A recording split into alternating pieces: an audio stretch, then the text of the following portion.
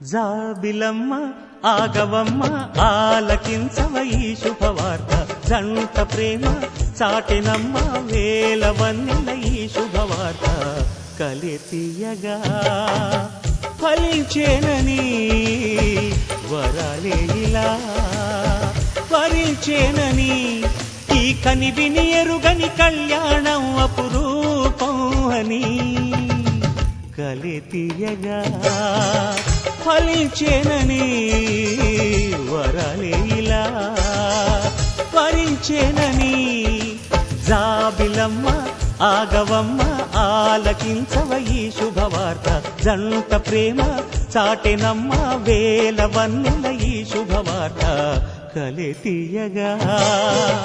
ఫలించేనని వరాలే ఇలా వరించేనని